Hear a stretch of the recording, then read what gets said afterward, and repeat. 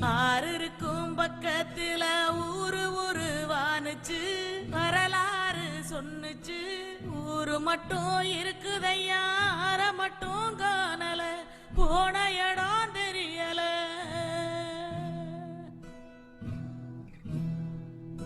பறவ நட்ட காடுகளை பாவிசனம் அழிக்குதே நன்றி மறந்து சிரிக்குதே ஆறறிவ வச்சுக்கிட்டு ஆணவத்தில் வாழுதே.